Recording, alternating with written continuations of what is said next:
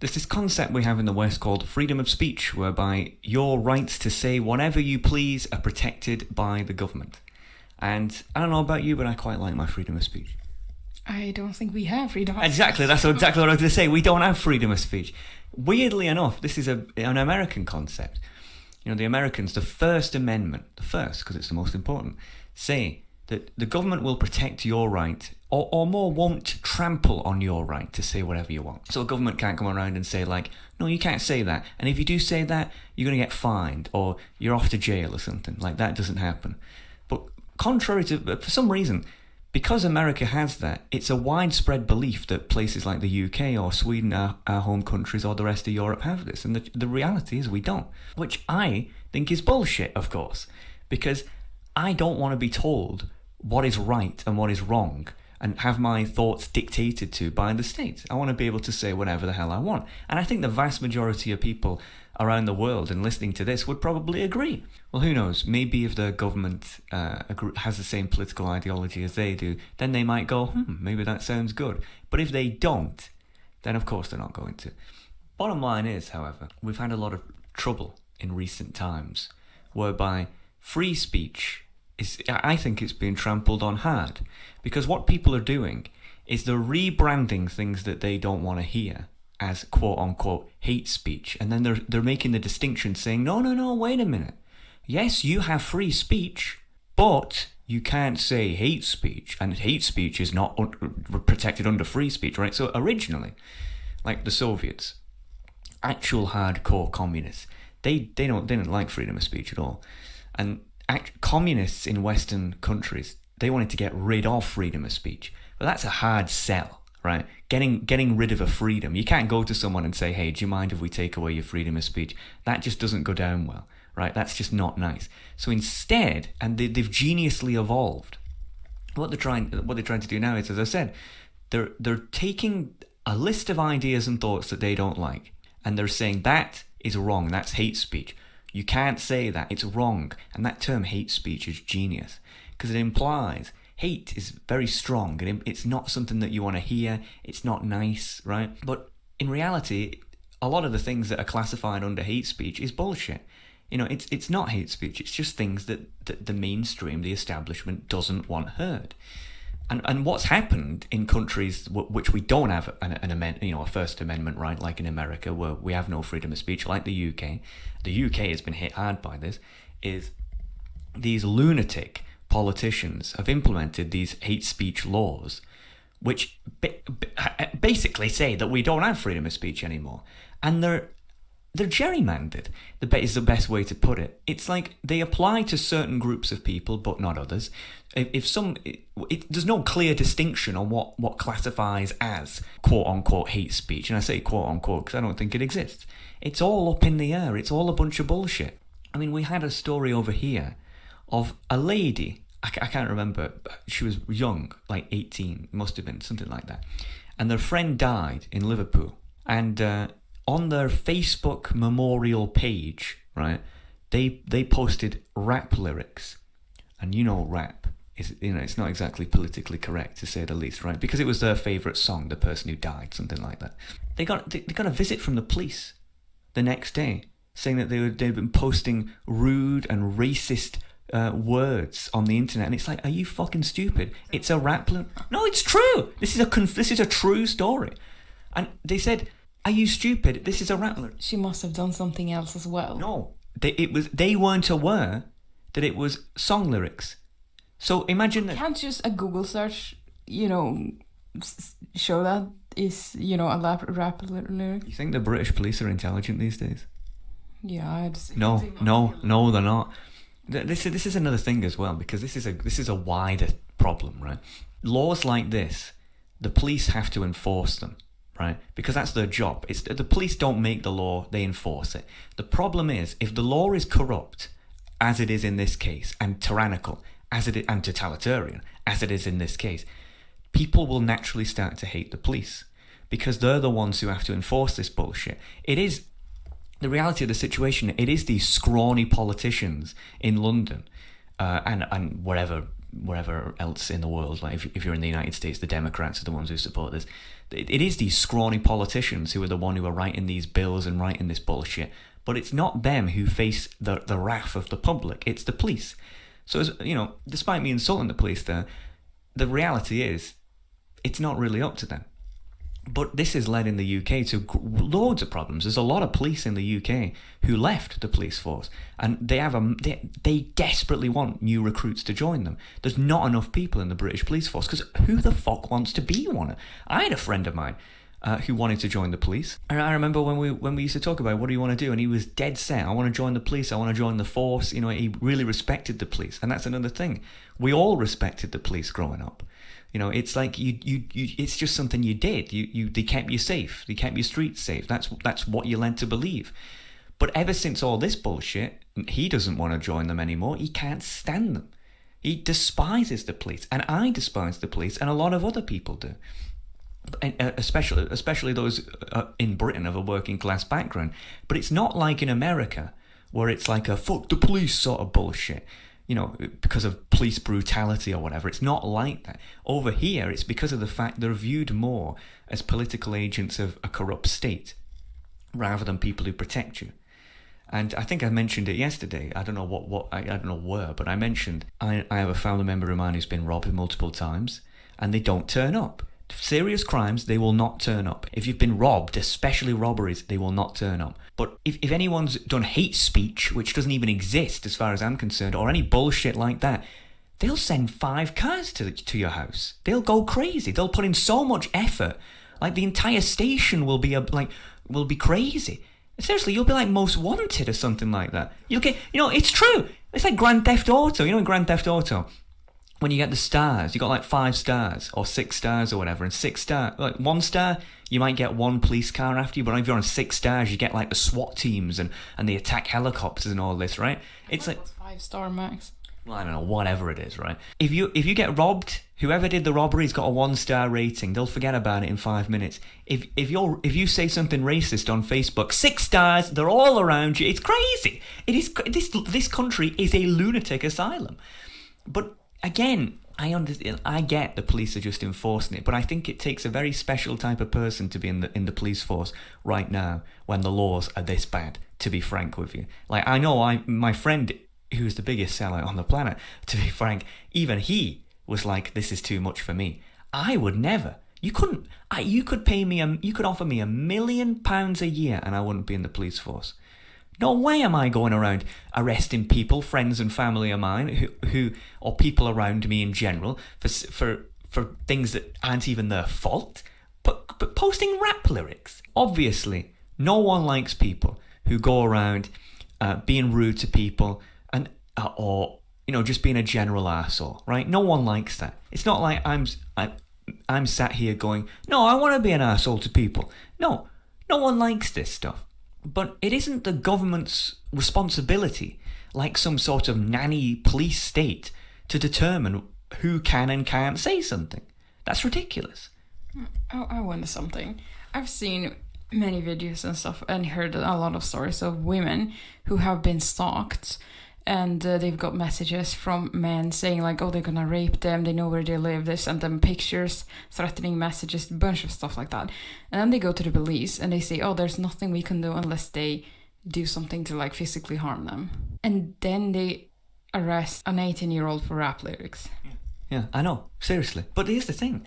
I've even made the argument that, you can support freedom of speech, but if someone makes a threat, which, or as you say, stalking, I don't see why there can't be sort of intervention there. But what I'm saying is, in everyday conversation, especially offhanded comments on Facebook or the internet or whatever. Yeah, if you don't like it, you block the person, and then that's it. You move on with your life. It's like, what next? It's crazy. It's like the government it's not the government's responsibility or the police's responsibility to be your dad.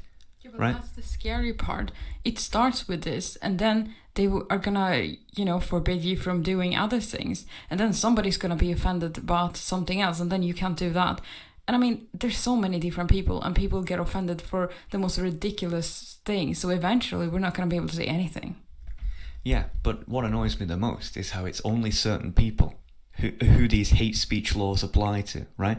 Obviously, in the law itself, it never says it only applies to certain groups of people, but in practice it does. Look, I'm going to say this. When it comes to, because these hate speech laws in the UK, they protect against quote-unquote racism, sexism, right? Now, let's be real. When it comes to racism, how many people are getting charged with hate speech, for hate speech violations who aren't white? How many? I was just thinking that. When it comes to sexism, how many women are getting thrown in the slammer for being... Get real, none. These laws only apply to whites and to men. They're specifically designed to put down certain demographics and silence them and shut them up and make them feel like they can't talk. And the government only sides with them. And if that is a really dangerous precedent. But the ironic part is, that is racist and sexist in of itself. And what's going to happen is, I come from the north of England. North of England is majority white, extremely poor in comparison to the rest of the first world. And I can tell you right now, and the hatred and distrust of the police, as I said earlier here, I have never seen it higher than it is now. People do not like the police. But it's not just do not like anymore, it's they hate the police. They actively despise them. Because why would they not? Because they feel like they're being... And the ironic part is, a lot of the police officers are white. Yeah, males as well, I imagine. That's the ironic part. So this isn't like in America where it's like, you know, blacks in America complain about, you know, white coppers in America, right, and for racism or whatever. The ironic part is, here, the officers who are imposing these tyrannical laws only against a certain demographic share the same demographic as the people being discriminated against. It's crazy. Like, this isn't about... Like, the laws are about race, the laws are about gender, but the people who enforce them, that's not what it's about. It's about puppets of the state enforcing a tyrannical doctrine upon a certain demographic of people. And the end result of this is going to be people are going to hate each other. I swear they do this on purpose. Because if I was a statesman, and if it was my job to be in charge of the police or in charge of the laws, you know, I've not exactly had the most life experience or the wisest person on the planet. But if someone came to me and said, right, listen, there's a lot of people being rude to each other on the internet, and we want to try and like calm them down, what should we do? And they said, oh, it's racially motivated or it's based on gender, what should we do? The last fucking thing I would do is I would take one gender or one race and make laws that basically in practice only apply to them. Because what's that going to do? You think do you think men who hate women and spend all day on the internet like losers going, fuck women, I hate women. Do you think if you send a bunch of coppers to their door or fine them or throw them in a cell, you think they're going to walk out and go, wow, I think women are great now? They fuck.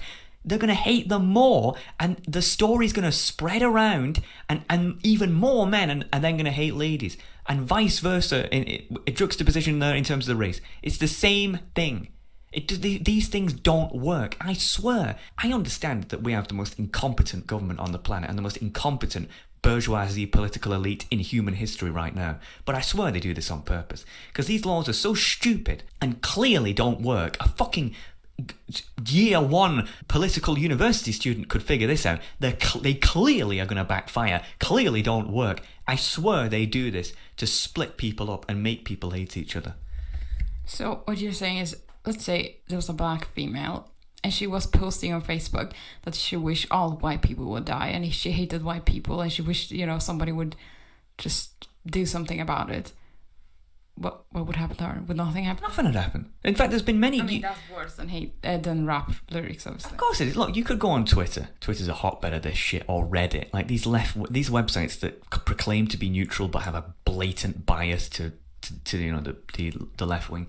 I don't even want to say left wing, because that's an insult to actual left wing people. These sort of tech tyrants, right? I could find endless amounts of examples of that. But what I'm saying is, if a white guy did the exact same thing, that's it. They'd be, boom, banned, fined, you name it. See, it's one thing to make these laws and they apply to everyone equally. And the people who make these laws, they'll say, well, they do apply to everyone equally. They don't. In practice, they don't. Get fucking real, right? Like, but it's what you could kind of understand and sort of sympathise with it if it applied to everyone, right? Because you could sort of go, okay, well, I don't agree with the government being a nanny state stepping in here, but at least they apply to everyone. Okay, I see. But they don't. And that's why I say it's like they're purposely made to divide people. It's like they want guys to hate ladies. It's like they want whites to hate blacks, blacks to hate whites. It's like they don't. It's almost like governments or people behind these hate speech things, they know what they're doing. It's some sort of bizarre, I'm going to sound like I've got a tinfoil hat on here, but it's some sort of bizarre social engineering where you favour one group over another and then the other group will hate that group. And I can't quite describe it. Like there's something odd going on, because only a useful idiot would seriously look at hate speech laws and go, this works. Or they are the biggest racist and sexist ever because they think black people and women are so incompetent that they have to protect them and give them special treatment. Oh, you think it's like the white savior mantra? I don't know, but I mean, why would you give them special treatment if they were just, like everyone else? I think that if you have the origin of this. Well, it's difficult to determine the origin of this, but the believed origin of this is cultural Marxism. And the way that works is they don't look at people as individuals, they look at them on groups. Like they look at a person, like they look at you, right? And they'd say, right, you're a woman, you're white, you're a Swede, you're poor, right? They would look at these things. You're straight, I hope.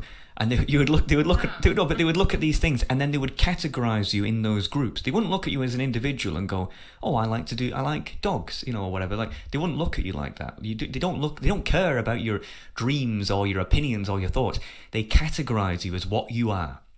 And then they'll try to appeal to you by demonizing those who are different to you, or making you feel shame for being what you are.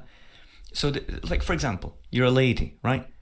So they'll say to you, men, they're pieces of shit, aren't they? But you're also white, so they'll go, you should be ashamed for yourself. What? My mother took a course, but it was quite many years ago, and I think it was like an English course or something. And then they had an assignment, and it was something with feminism. And the assignment was something like, how have being a woman made you disadvantaged in some way? And my mother answered, honestly, she said, I don't think it has. I don't feel like I'm a lesser because I'm a woman. It's never stopped me from doing what I want. And then the teacher was like, well, I think you are, looking at this with rose-tinted glasses, maybe, Yeah, well, as if she was dumb and didn't know what she was talking about. Well, that's typical cultural Marxist indoctrination in education, isn't it? Yeah, but that's how cultural Marxists see things. She thinks my mom is so incompetent that she wouldn't even remember something like that. No, but that's what cultural Marxists do. They see this is the thing with an actual cultural Marxist.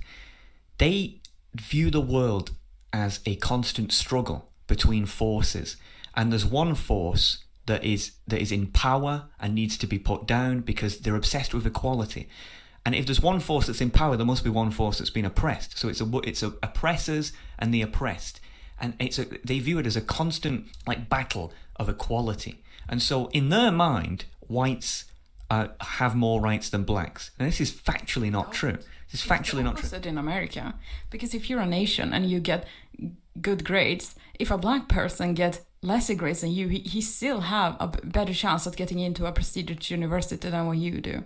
That is racism. Yeah, it's literal affirmative action. Affirmative action, or positive discrimination, as they call it, is literal racism. No, but listen. This is how Marxists see it. In the UK, we have a term, positive discrimination. You can't make this up. This is a real term. I'm not making this up. Where they say, if a white person gets discriminated against over a job, that's positive discrimination. But if a black person does, that's just discrimination. There's no positive side to it.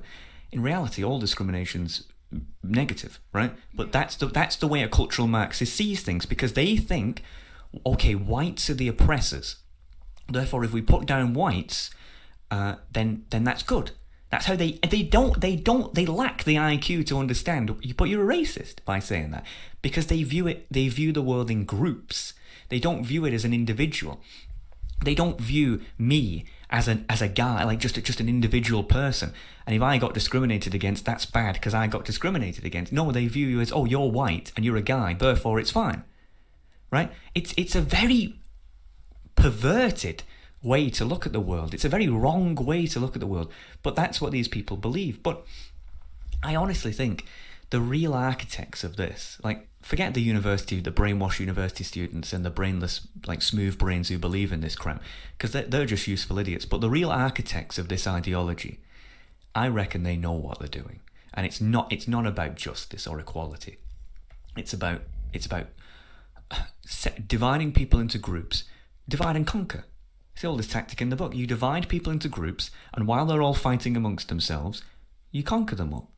You know, that's what it's. It's almost like an ideology that's purposely designed to destroy people and get that. Like look at America. Whites and blacks in America, they despise each other. They do. They really do. They absolutely hate each other. They're always at war with each other. They're always talking shit to each other. And it's like the reality of the situation. The only people who the average person in America has to fear is giant corporations, big time, and the possibility of a tyrannical government, which is very difficult in the United States to pull off. Like, those two things are the real evils in this world: large corporations and big governments. But you're a fellow people. I mean, I just don't buy it. Hate speech doesn't exist. I think it's a way to discriminate against certain demographics, divide and conquer society, pit people against each other, make people hate each other, and it's just it's a clear violation of your freedom of speech. And yeah, it's bullshit. Bottom line is, I ask people, what I ask them? You asked the people, what do you think about free speech? Should some people be censored, or is it just a violation of freedom of speech? Regal said, personally, I think anyone ought to be able to say whatever they want. But I also think that people should also take the consequences of saying awful things instead of trying to make excuses for themselves. Sadly, that's not how the world works. Everything has to be built for the lowest common denominator. We would be able to drive 140 miles per hour on the freeway if Sharon could drive worth a shit. Fuck you, Sharon. You ruined it for everyone. Who is Sharon? I have no fucking idea, but hey. No, I get what he's saying. I get what you mean by you need regulations to protect people who are stupid, because otherwise they're going to end up killing themselves or something, but words don't kill you. But I also do agree that people should accept the consequences of what they say, but I don't think governments should get involved in that. And just pick and choose who's right or wrong. Like, if I came out here on the air and I was like, you know what? I hate ladies. You make me sick. You make me sick. Yeah, so if you didn't get a girlfriend, that's just a consequence and you have nobody but yourself to blame. Exactly. It's like, no wonder I'd be alone. No wonder I'd have loads of ladies in the comments going, you fuck, you piece of shit. Police should not come knocking on your door. No, exactly. That's what I'm saying. Look, you should deal. Of course, you should deal with naturally, you will deal with the consequences of what you say. Naturally, because people will understand it, people will hear, and they'll get it, right? Yeah, and it's but the government shouldn't be involved. Okay, let's see. High Score said, not real. Free speech is free speech. Period. Speech should never be restricted. Yeah, I mean, I agree. Well, apart from in the cases of stalkery and death threats, sure. But overall, when it comes to a political debate or opinions or whatever, of course it shouldn't. I mean, this is just common sense to me. You know, if you're an arsehole or you have shit ideas and you present them to the world and they're awful, you're going to get poo-pooed. Everyone will know. And the best ideas will slowly rise to the top and become mass accepted. So if you censor an idea, it's because you're scared of it. That's the way I see it. Yeah, but I think it's also good because if you have a crazy idea, like you have many crazy ideas, and if you're able to express them, then people can criticize them and it can help you grow as a person. So you can think of a better idea, taking into account all of the things they told you. Risk it. That was a great idea. No, but this is the problem, actually. I was in a sociology class at college for a very short amount of time before I left. But in that class, it was sold to me as you learn about politics. So you'll learn about capitalism, you'll learn about communism, you'll learn about socialism, and you'll do debates and sort of like to debate the ideologies and the pros and cons. And I remember thinking at the time, as someone who was mildly interested in politics at the time, I was thinking, well, that sounds quite interesting. You'll learn a bit of history, have a bit of debates. You think communism's a good idea? Well, this is why you're a moron. You think unrestricted capitalism's a good idea? Well, here's why you're a moron, right? You have debates with people. And I thought that's what it would be. You go in there, it's hell on earth. You get taught anything remotely conservative or religious is wrong and you're evil. And you get taught that feminism, oh, that's great. They teach you what to think, not how to think. It could be possible that there's a lot of points in feminism that make sense. There's a lot of points in even communism that make sense. But you don't get taught the opposite side of the coin. And so what happens is you have these students who went in there, who were probably intelligent and have open minds, and they leave there closed as a lock. Because they slowly get indoctrinated bit by the professors that if you step out of line at all with our ideology, you will be shamed. I had a friend of mine who got humiliated in the class, yelled at, made to stand up and thrown out. And all he did was voice an opposite opinion to what was being taught. It's bullshit is what it is. It's like you need to get taught both sides and let free debates happen. You can't just have one word, one line which is correct. It's ridiculous. 3 Maximus RT said, let people express their views. Society in general will ostracize fools. Well, that's exactly what I said earlier. It's like the flat earth shit that's going around lately, right? Anyone with half a brain knows the earth isn't flat, right? But what has happened is YouTube and other websites have taken to censor the flat earth people, right? Because they want to censor anything that doesn't align with their view. And so the ironic part is people who would have come across flat earth videos and gone, oh, what a bunch of shit this is, they're now going to go, well, wait a minute. If this is being censored by the same people who censor me for existing and breathing, right, then maybe they're right? This is what happens. People will end up becoming ostracized. That's what happens when you get censored. I thought they did the opposite. I thought they were promoting flat Earth because there's a documentary on Netflix about flat Earth. I thought they did that just to make conspiracy theories all look ridiculous.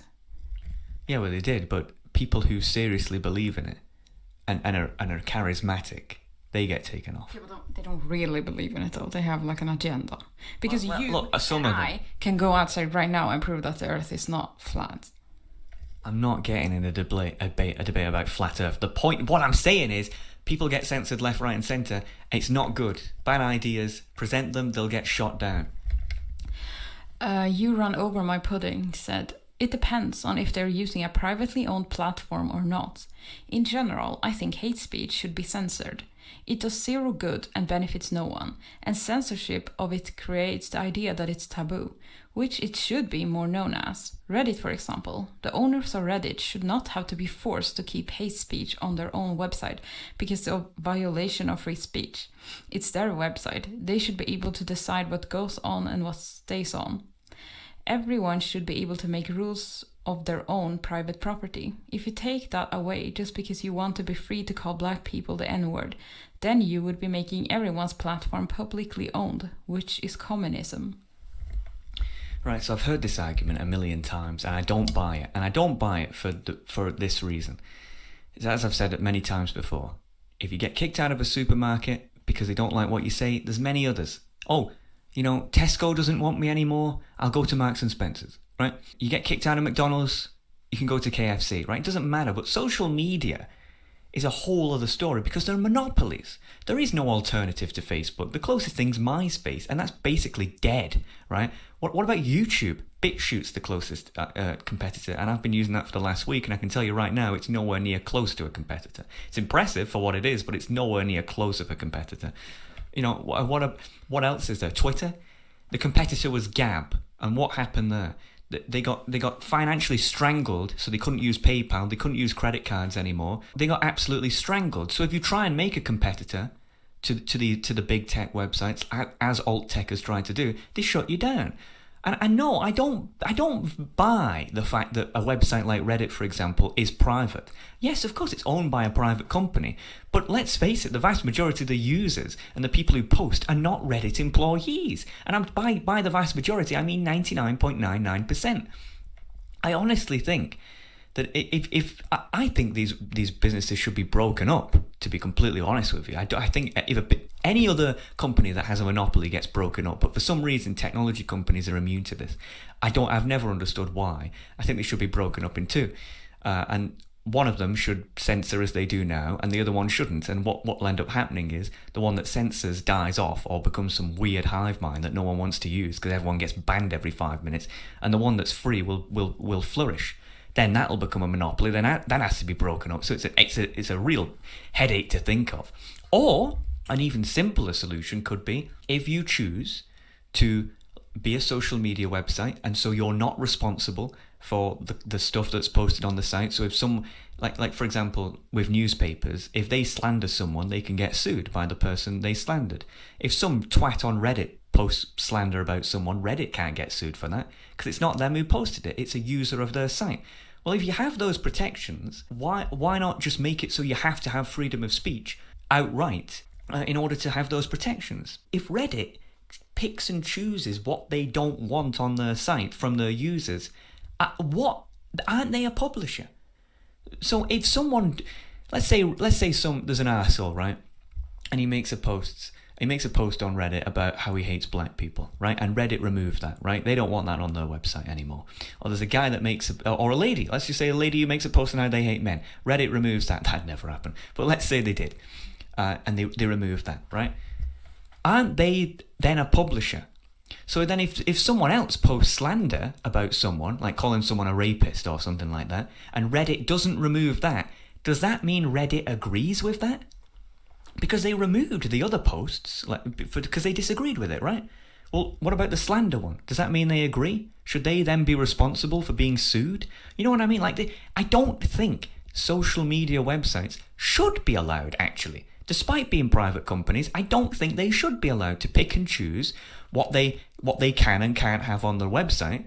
And you can call it communism as much as you want.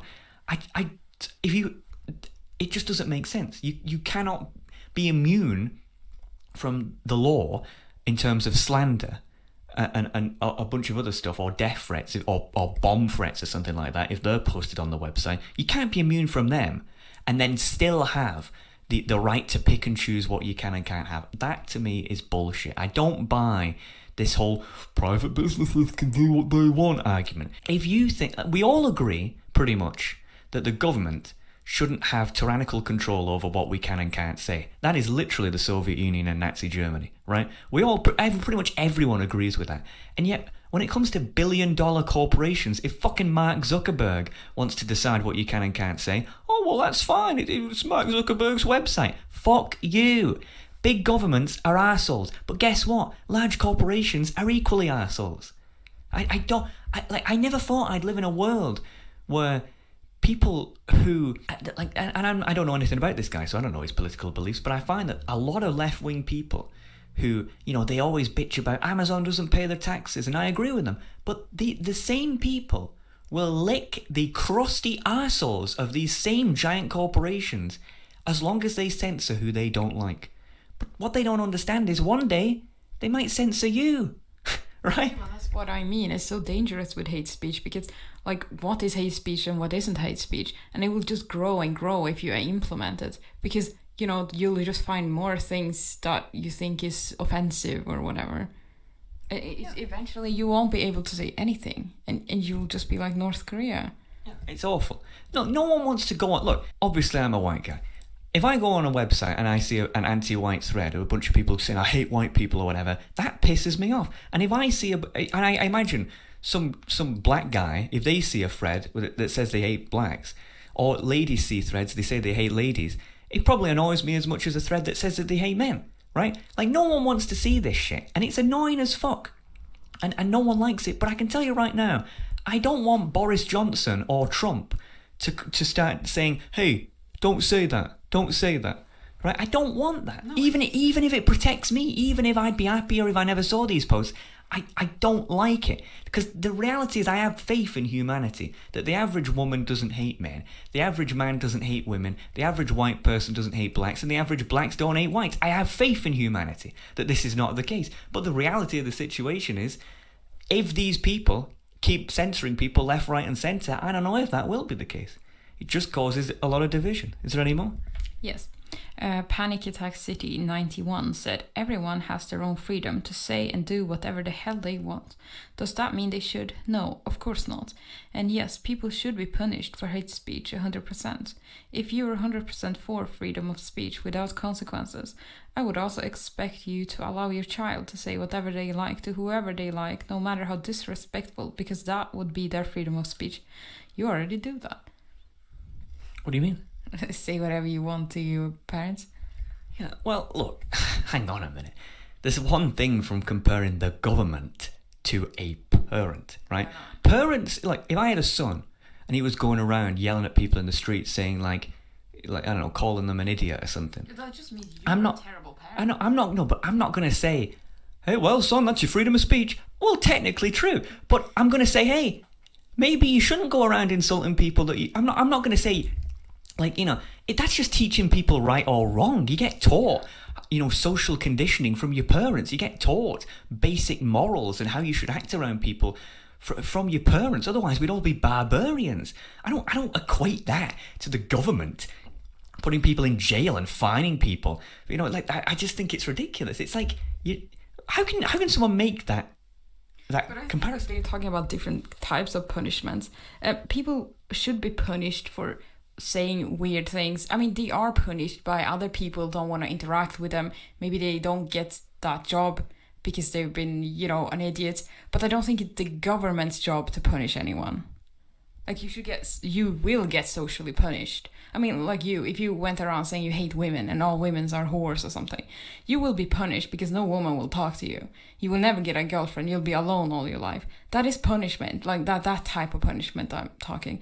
But the government shouldn't come in and like take you to jail or something. No, exactly. And it's, as I said earlier, that wouldn't work. A guy in that situation would just despise women more than ever before, to the point where it would make the blood boil. This doesn't work. I'm sorry, but that is smooth brain thinking right there. That is just ridiculous. I just don't know how a person can think like that. No, and I also think that if you went around when you're young saying you hate women and stuff, and then you'd realize that people don't really want to hang out with you. Women don't look at you. Women don't want anything to do with you. And then as you grow up, you might realize, oh, well, maybe the problem is with me. And then you can grow and you can change. But if you're put in jail or something, you don't get that opportunity. Quite the opposite. Yeah, quite the opposite. So it's much better if you want people to grow and learn and change. Just, you know, let them learn from their mistakes, but the government shouldn't have anything to do with it.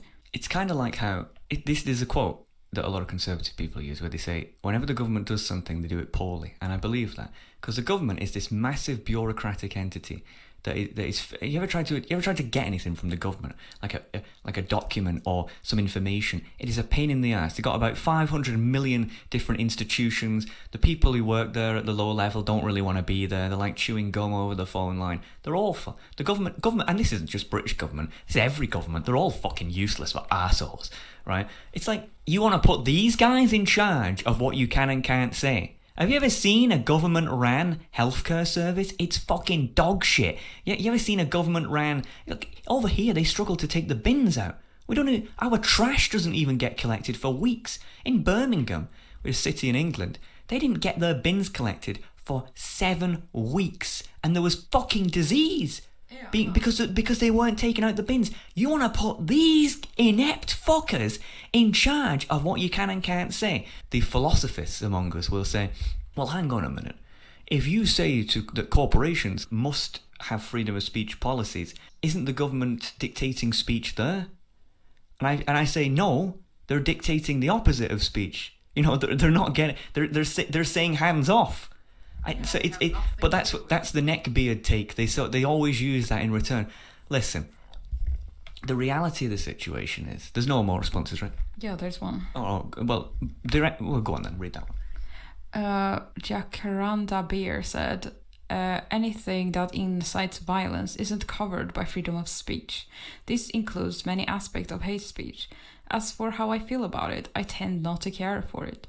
As for the aspect of censorship, it really depends on the place and situation. That was the most neckbeard thing I've ever heard in my life. But they say hate speech is about violence, right? And if it was death threats or stalking or threats of rape or something, I'd be like, sure. But when people categorize violence as literally anything, it's ridiculous. It's like we have people today. Like if I called you, I don't know, you're a pig, someone would say that's violence. It's like, what the fuck are you talking about? If you said women should be in the kitchen, you'd have police knocking at your door.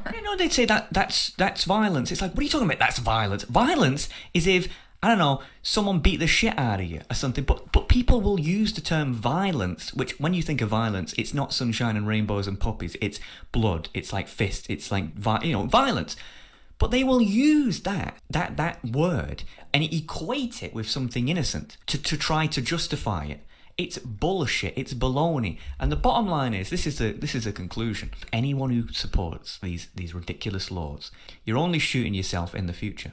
Because though they might be censoring the people that you disagree with now, in the future they'll probably end up censoring you as well. And then what are you going to do? You're going to use the same talking points to defend your oppression as you have with your opponents. Of course you haven't.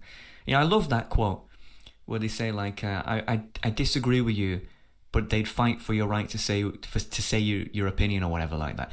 I really like that. You can't have a functioning country if parts of the country are being oppressed and silenced and put down and other parts aren't. And I really despise how in the UK, for example, the white working classes specifically are being like just treated like absolute shit. But meanwhile, the rich Etonian London elites are put on pedestals and given these massive microphones and they have access to all the major corporate news channels, etc., etc. This is causing massive rifts. And it's funny because what you see in the news and in the establishment media is so far from reality, it's actually getting to the point of comedy. It's like when we left the European Union. All the major parties and all the major news channels and all the major betting places were like, yeah, the chance of Britain leaving is about 1%, right? And then I thought when I voted, I thought we're going to remain. What's the point of me even doing this? The next day I was gobsmacked when we left. I was like, wait a minute. So you're telling me that all the major political parties, all the major news institutions, all the big political figures, celebrities, everyone was saying to vote Remain, and yet we still voted to leave. What does that say about the oppression in our country? The silent majority is crazy, and it's the same in America when Trump won in 2016. I remember that fucking website, what was it called? Huffington Post. I never use these websites, but I remember that word specifically. They said Clinton has a 95% chance of winning or something, like a week before the election. Fuck off. It's like, and we see the same thing now. Hopefully I don't eat my words on this, but we see the same thing now where all the mainstream media is saying Biden's gonna thrash Trump. Blue wave. They do that. They also do a disservice to the candidate they like, because then people will see that and they'll be like, oh, well, if she's going to win by 95%, I'm not going to have to bother to vote because she's going to win anyways, Well, that's why that's why they keep stressing to vote, No, but it's dissing. But what the point I'm saying is there is a certain class of people, the wealthy, and the establishment, these bourgeoisie twats who have all the political power, they rule over the internet, they rule over social media. And they control information with an iron fist. And the average person doesn't abide by it. They might get away with their agenda one way or another. They might demoralise some people, but the vast majority of people remain steadfast. And leaving the European Union and Trump's victory was pretty much the same thing. It was a translation of that. Because all of these events were so unexpected because we had a mainstream media that was constantly saying it's not going to happen, and it did. But that also shows how our leaders and people that many others listen to, like celebrities and stuff, they're completely out of touch. I don't understand how anyone with I don't know. I don't understand how anyone can look at somebody like Prince Harry and Meghan and think that what they are saying is and look up to them. I mean, he grew up in a freaking castle. How is he relatable? Yeah, Prince Harry going around lecturing people about racism and privilege, and this is coming from a fucking prince. I remember I saw a comment from some guy. He had a profile picture with him out in his work van, right? Clearly working class fellow, and he commented, I work all day every day, you know, trying to, like, and I can't now because of Corona, struggling to provide for my family, and I turn the TV on to relax at the end of the day, and I'm getting lectured from a fucking prince who left our country about being privileged. Fuck you. And yeah, it's fucking true. It's like... But people listen to celebrities, like the celebrities who has millions and millions of dollars. They have no idea. They have no talents except for being able to sing or something like that. And they listen to them about politics and other shit. Like, I don't understand how you be so dumb and listen to celebrities. The point is, this is the be-all, end-all. The real thing, I'm convinced, the real thing that divides people is not gender, definitely not. Because the genders are literally made to like each other. And it's not, and it's not race. You could say race is an easy thing that people can discriminate against because we all have one and it's obvious, and different groups might not like living with different groups. But listen, if there was an Asian person here with us right now talking with us, or a black person talking with us right now, like, who cares? It's not a big deal. I don't think race is a real divider. You can easily divide people with race, but race is not the problem. I really think 100% the thing that divides people is wealth. And that's why I always use the term bourgeoisie, because there's very few people who grow up poor and working class and actually struggle with life who are bourgeoisie, who have this bourgeoisie mindset or a pro-hate speech. This is just one of the many symptoms of ignorance. And the establishment elites consolidating their power to rule over the masses with an iron fist. Yeah, and many people are born into things like that, like governments and, you know, the monarchy and stuff like that. They can be the dumbest people on earth, but because their father did it or their mother did it, they'll do it as well. And that's not a good representation of the people. Well, George Bush is the best example of that, right? George Bush, there's two right, US presidents, right? So if we go back, you have Trump now, you had Obama, and then you had George Bush. Then you had Clinton. But then who did you have before that? You had George Bush. But isn't it the same with Bill Clinton as well? Like his wife? Yeah, true, but you had two George Bushes who were president, right? One's the dad, one's the son. Can you imagine having Justin Trudeau? Yeah, Justin Trudeau. Justin Trudeau's dad was once the Prime Minister of Canada, and now he is. Clinton, the president's wife, tried to become the president, right? Yeah. It's like you have these... See, look, let me put it this way. What's the chance, right? What's the chance that out of 350 million people in America, it just so happened that the best man for the job was the son of the guy who it was 2 times before? They're not even related. What the reality is, what happens is when you're wealthy, or when you have power, or when you have fame, you become part of the three evils, the prime evils as I call them, you become part of the elite class, the bourgeoisie class. And you have contacts. Those people are a lot more out of touch, and they can't relate to. Of course, because they live in their gated communities, but they have contacts. They have people who they can rely on, and they sort of smell their own farts. But they don't have any. Why would they know the average man? Right? That's why Trump's so popular. Trump's a fucking billionaire. He's not a member of like a working class guy.